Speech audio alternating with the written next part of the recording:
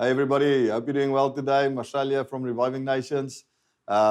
Just have a great word for you to encourage you today, and we're going to jump straight into it. I'm excited to share this word with you, and I know that you will be blessed because I believe God is looking for people that He can show Himself strong on their behalf. And I've just been, as the more I spend time with the Lord, the more I'm convinced that this is the hour, the greatest hour to be alive. And many people are shrinking back and worrying and maybe second guessing themselves. But I want to encourage you today to tell you to stop second guessing yourself, to stop not trusting God fully and not fully believing that God is still the God of the Bible. He's still the one and only. He's still the Alpha and the Omega, the beginning and the end. And I'm so encouraged in sharing this word with you because when I read the scripture and when I felt this is the message that God has for somebody today, that it really encouraged me because God wants His sons and His daughters to rise up to the occasion of the times. We are living in such amazing times. We are living in times where everything is showing towards Bible prophecy. Everything that's busy happening around us. It's almost like that scripture that says the whole creation is waiting with eager longing for the revealing of the sons of God. And then he describes it with a woman that's in labor. And you can see all the signs around you. We here in George, South Africa, we've had floods in South Africa. The place is just flooding. I mean, for 6-8 months to a year, people have been praying for rain to fall, and it was drought, and everybody said it's going to take a year or 6 months for the dam in George to be filled. God did it in a day. It just, the water just came. But we're praying. There's a lot of people that's really experiencing tough things with the water and with floods. But in this time, I read this, and I want to encourage you today, and I want to challenge somebody to ask you, what is your daring plan? Your daring plan with God. What is it that you are planning, that you are doing, and that you want to do, that you might not even have a straight, clear instruction that God appeared to you in a vision or He spoke to you, said to you, listen, this is what I want you to do. Many people are waiting for that moment to happen. But I want to help you today to tell you that God honors faith. He really honors faith. And God, the Bible says, without faith, it's impossible to please God. So, and then the Bible says in Hebrews 11:6, it says, we need to know that when we draw near to God, that He is a rewarder of those who diligently seek Him. So faith is a substance, and faith is a key to get God's attention in your life. So whatever it is that you are planning, if you can believe today, if you can make it out in your mind and make it out in your heart and believe it fully, that God is going to get behind you, He's going to get in front of you, He's going to be with you when you take something daring on. That's why I'm saying, what is your daring plan today? What are you daring to do with God? What is it that you are, even if it looks like everybody tells you, listen, don't do that. Don't go there. Don't step out of this line, or don't do so. You know, many people say sometimes, listen, I've had friends, they tried the same thing and they miserably failed. I want to tell you today in the mighty name of Jesus that you won't fail. If you believe God, if you put your faith in Him, He is with you, He is standing for you. And I've got a great example out of the Word today that's going to encourage you so much. And we're going to speak about David's best friend, which was Jonathan. Jonathan is such a man of faith. He was such everybody always speaks about David, and of course, David is a man after God's heart. And David is one of my favorite characters and favorite people in the Bible. I really enjoy his life. I learned so much from him. But then you've got Jonathan, that he was a wild guy. I mean, the way he trusted God and the way he put all fear aside to walk with God is such an amazing lesson. So I'm going to read for you out of 1 Samuel 14 today to number 15, to verse 15. It says here, one day Jonathan said to his armor bearer, come on, let's go over to where the Philistines have their outpost. Remember, the Philistines now came against Saul, came against Israel, and they're going to attack them. And they've already taken a beating. And then now Saul went and he offered before ahead of time.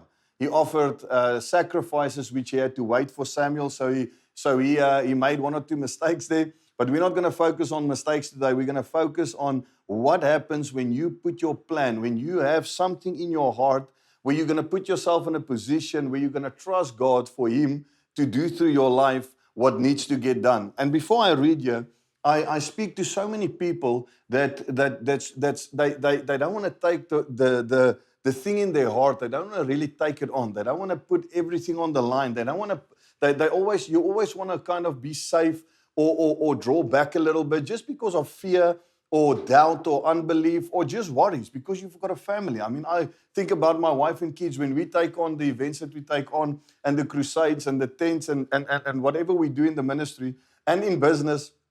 You many times you think, yes, how is this going to affect my family if it doesn't work? What is this going to do to my kids if it doesn't work? So there's all these fleshly, fearful thoughts that's never from God. I mean, God will give you an instruction and will give you a warning if He wants you to stop. But this encouraged me so much, and this put new faith in me to really go out and be in line with what the Word of God teaches and doing exactly what the Word of God says we should do.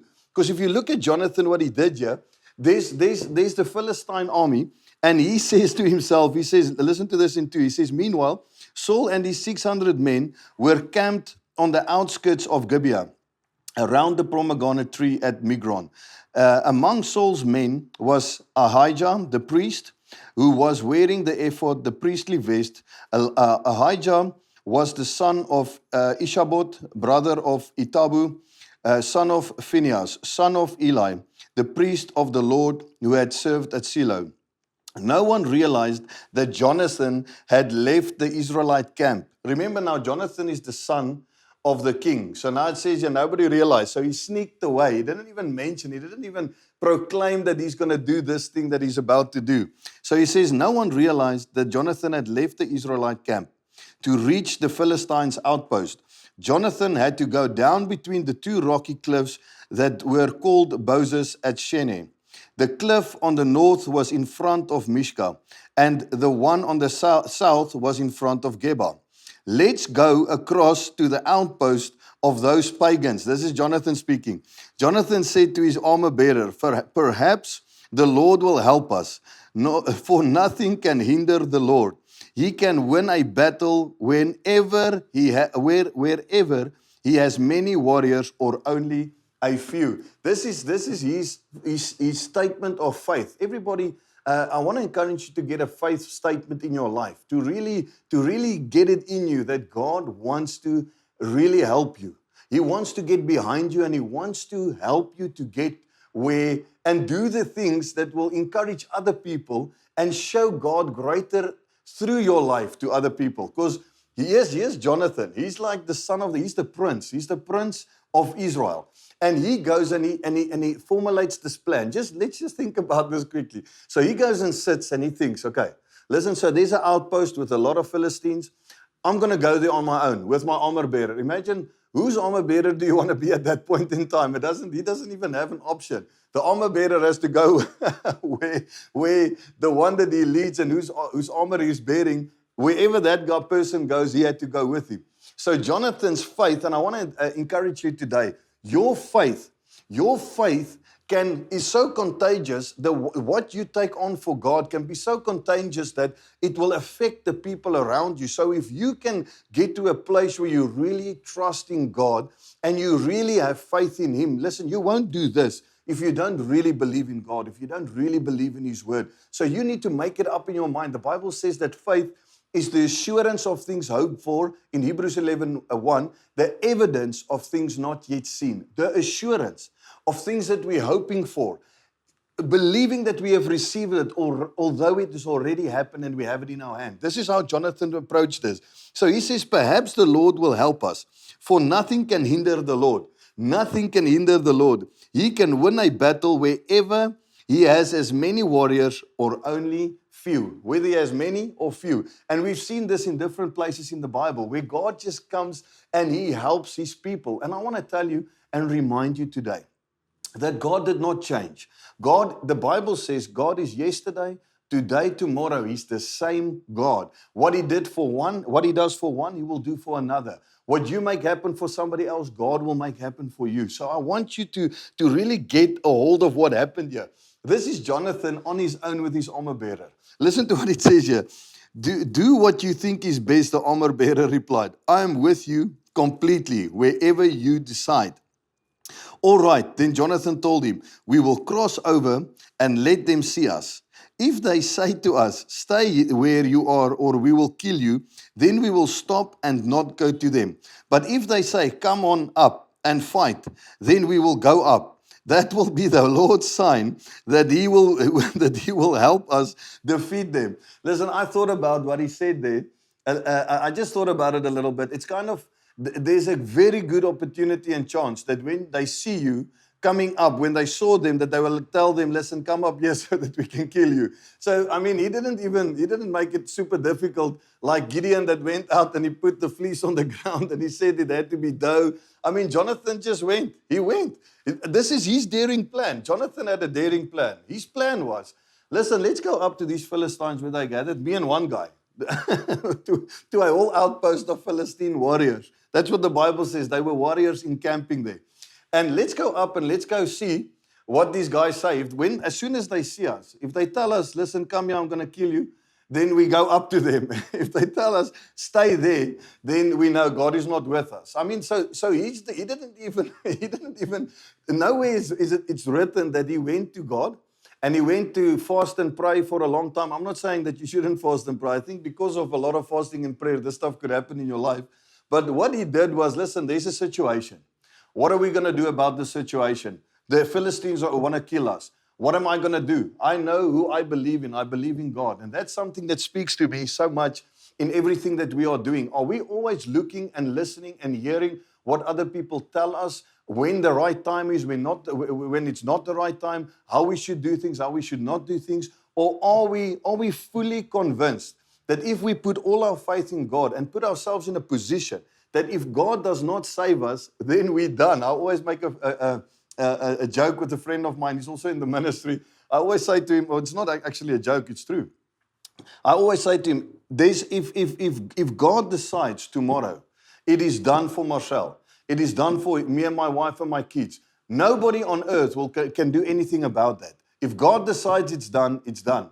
But no man on earth will decide if your family is done, if your business is done, if your ministry is done, if your health and your body or whatever you are faced with, your finances.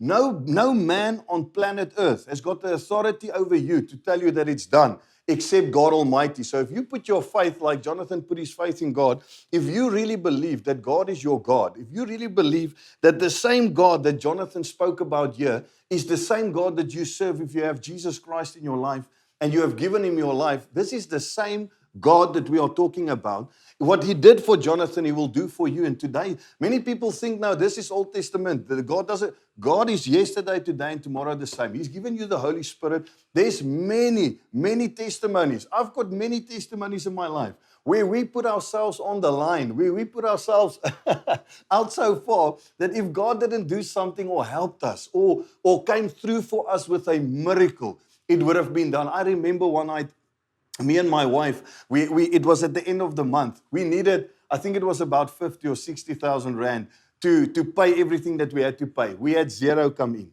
We had nothing. That was the last night, the night, the Bible always speaks about the midnight hour. I remember me and my wife sitting in our bathroom on the floor, just tired, just crying, saying, Lord, just crying out to God, why are we in this position? We love you. We need you, Lord. We've done everything that you told us. We are obedient. We did everything. But now we're sitting here. We can't pay anything. No money, no money. And we just cried out to God. And we just said, Lord, whatever happens today, whatever happens tonight, Lord, we still love you. We serve you. It's not going to change anything. It's not going to be nice tomorrow morning. But we're not going to change how we believe God. We're not going to change the fact if there's something like that we're faced with, that now we all of a sudden don't love God anymore. It's not like that. This is why this is so important. Jonathan had a real relationship with God. He really believed in the God that saved them so many times, that saved his dad. out of war so many times that he had this picture of God. They encountered God. So Jonathan had, without a shadow of a doubt, knew if God decides he's for us, he's for us. No man on planet Earth and no devil in hell can do anything about that. That very night, me and my wife cried. I think it was exactly 5 minutes past 12 that night. 2 SMSs came through on our telephones. 25,000, 25,000. I'm telling you, we spoke to nobody. We only cried out to God. 50,000 in 2 minutes or 3 minutes span. 2 messages, 25. How can you explain that if nobody knows what you are going through? If you're not telling everybody, listen, I don't have any money in my account, then people can help you. But if you cry out to God, if you do what Jonathan did here, God will do a miracle in your life. God is waiting for you to do something that will enable him to do a miracle on your behalf. Exactly what he did here. So listen to this now. When the Philistines saw them coming, they shouted, "Look, the Hebrews are crawling out of their holes." Then the men from the outpost shouted to Jonathan, "Come up here and we will teach you a lesson." So that was exactly what he said. So if they tell us to come up, so just imagine this. We read this sometimes and we think that it was easy. Or we think that that moment, okay, so just because they said come up here, let's go. We see the angels. They didn't see anything. The Bible doesn't say that. When those people saw them and they told them, "Come up here, we're gonna show you a lesson." The only thing that happened prior to that is that Jonathan told his armor bearer, "This is the plan. This is my daring plan with God. Is that if we go up here and this is what they say, then God is with us." Listen, just that already for me is sometimes you think about that. Because you can go out now and you can say, "Listen, I'm going to go tomorrow. If this is what the guy tells me, then I know God is with me, then I'm going to go." But this is exactly what happened there. We shouldn't make it less or different from exactly what happened here in the Word. This is why it's so important for us to read the Bible and understand and believe what the Bible says and then act upon what the Bible says. But this is what he did. So they tell him, "Come up." And then he tells his armor bearer, "Get behind me. We're going up in a line. We're gonna take them." I mean, that tells me about the type of tenacity, the type of faith, and the type of man that Jonathan was. And I want to encourage you today, man or woman, doesn't matter who's listening to this now, that same God that Jonathan had that kind of faith in is your God. He wants to do this for you. He wants you to take faith, and he wants you to read his word and say, "Lord, this is my situation. I'm going to do this. I'm going to trust you.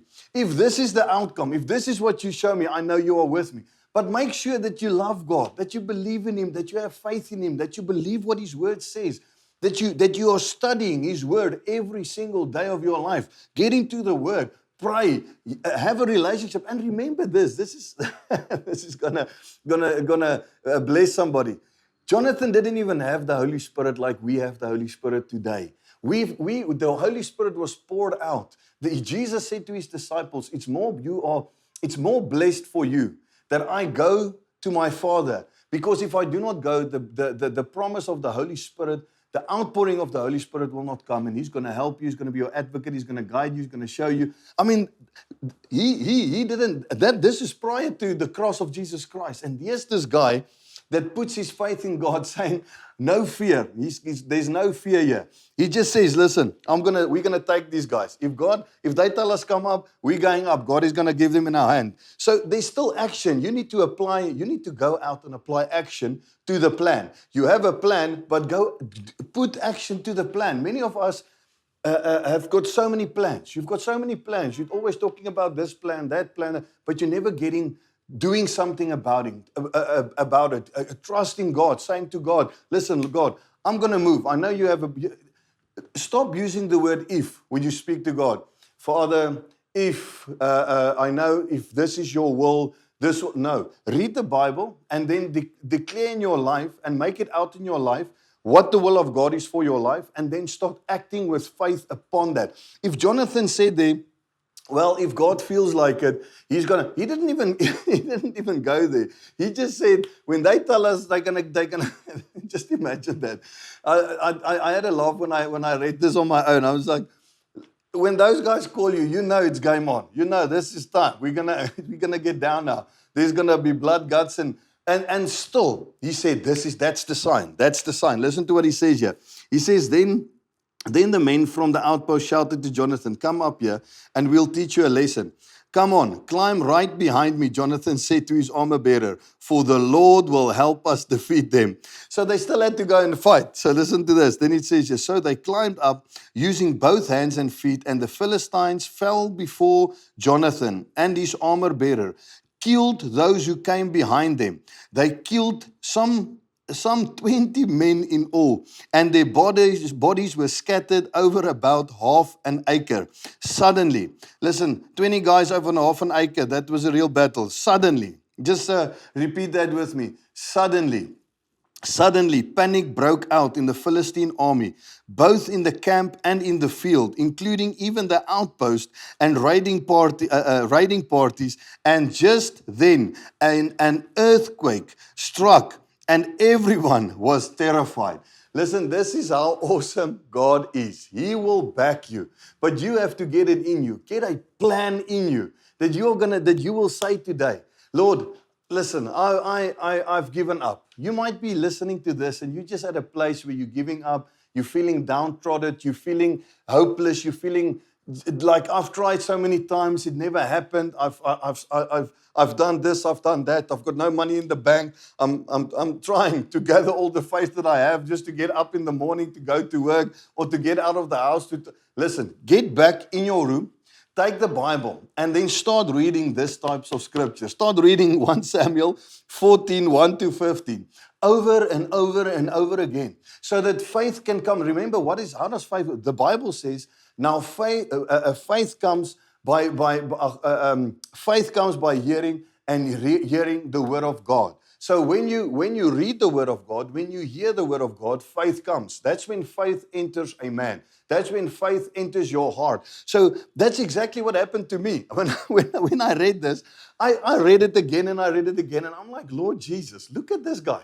He he was a warrior, but you also a warrior. I mean, you've got the presence and the spirit of the almighty living God on the inside of you. The Bible says you have received the mind of Christ. You can think like him. The Bible says, do not keep your minds on the things that's from above and not from the earthly things. It's when we focus on what it looks like, we'll never do anything like this. When we focus around us, what it looks like in your bank account, what it feels like in your body, what it sounds like when people speak about you, what it sounds like when people speak about your life and your family and your children. When you listen to that and you keep your focus on that, you will never do anything like this. But when you say, I don't care what it looks like, I don't care what it feels like, I don't care what it feels like, what it looks like, what it sounds like. What I do care about is that the God Almighty, the God, the creator of the heavens and the earth, His Spirit is inside of me.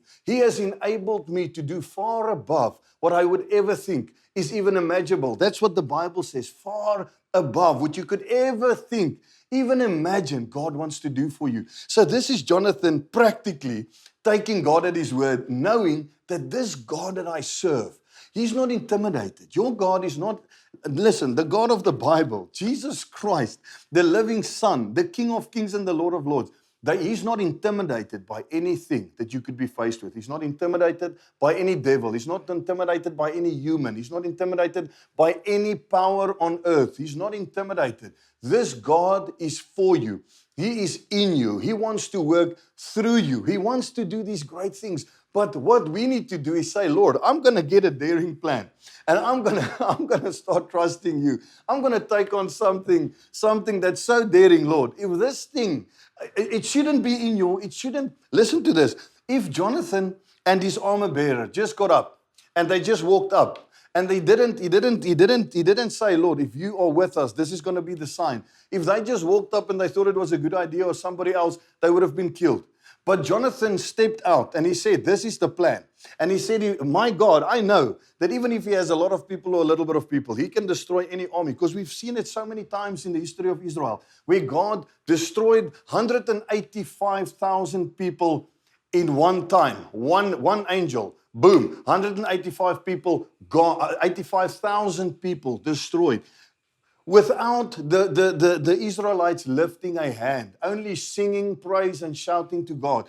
Jonathan goes up. He lifted a hand, him and his armor bearer, two of them, killed 20 guys with the anointing of God. Listen, the anointing of God on your life will empower you to do great and marvelous things for God. He will empower you. That the presence and the spirit and the anointing of God on your life is there, just like Elijah. When he outran the chariots, the Bible says the Spirit of God came upon him, and it did something in his physical body. Listen, this is how the gift of faith works. When you have faith in you, when the gift of faith comes upon you, like it happened here, I know that faith entered into Jonathan. Faith, the physical, powerful substance of faith. It's a real spiritual force that shakes the realms of this world. Faith is a force that shakes every realm that you can be confronted with. The realm of finance, the realm of addiction, the realm of sickness, disease. Faith can shake that realm to cause something to happen that's far greater than what you realize it to be right now. So they go up and they win this battle. The Bible says then an earthquake came and everybody was terrified. God is going to bring that earthquake. And listen, just while talking about earthquakes and just mentioning earthquake, there was a guy in the New Testament. His name, I don't know if you know about him. His name was Peter. I mean, everybody knows about Peter if you've ever read the Bible. Peter the apostle. He was in jail, in chains, and all of a sudden an earthquake came and the building shook. Oh no, sorry, that was Paul. Peter didn't even have an earthquake, just the angel taking him out of the prison. But then there's Paul and Silas singing praises to God. And an earthquake came, and that whole prison, the Bible says everything started shaking. The same God in the Old Testament, an earthquake struck and everyone was terrified. In the New Testament, where Paul and Silas is in jail, an earthquake came, and all the change of them, and the Bible says everybody else fell off of them. This is the God that I'm talking about. So today, if you are sitting there and you just needed a word of faith, you just need the gift of faith to come on the inside of you, to quicken your body, to quicken your mind, to take on that exact same, that thing that you are worrying about, that thing that you've been thinking about. I want to ask you one last time, what is your daring plan with God? What is the plan that you are making? Saying, God, I'm going to take this thing on. Just give me a sign. And this is the sign. You saw he didn't ask for a sign. He called out the sign. So just like Gideon, I'm putting out the fleece here. If this thing is wet tomorrow morning, I know. And then it was wet. Then he says, okay, let me just do it again. Well, Jonathan didn't have time to do it again. He was on his way to the battle. I want to encourage you right now that just for one moment, as I pray for you right now, that you will open your heart and that you will let disappointment go. That you'll let fear go and that you'll say, Father, in the name of Jesus, today I believe in your mighty hand again. Because many times what you go through determines in people's lives if they still believe in God, if they still believe in the power of the Bible, the power of the Word. Listen, the Word of God is the answer to every single problem, every single challenge that you are faced with, every single thing that's holding you back. This Word of God will set you free. The Bible says this is the power. This is the Word of God. This is God Himself. So whatever you need today, make it out in your mind. Start reading 1 Samuel 14 over and over again. Start reading the Word. There's so much of this in the Word. After I read this, and now I share this message, I know very soon we're going to take something on that's really gonna be a moment and an opportunity. We're gonna create that opportunity for God to do a great miracle in our life, because that's the only way that you will ever see it, if you dare to believe and trust God. Father, right now in the mighty name of Jesus, I pray for everyone that's listening right now, Lord, where they are faithless, hopeless, whatever it is, Lord, that they are, even if they're not hopeless, Lord, they've been wanting to take this thing on. They've got this great idea. They've got this great plan, but they're just lacking faith. Father, I pray for the gift of faith right now to enter into everybody listening to this. And I pray for the mighty hand of God to break open and for the earthquake of heaven to come and to shake everything around what needs to be shaken so that people can come out. In the mighty name of Jesus Christ, I pray this. Amen. Bless you guys. Love you.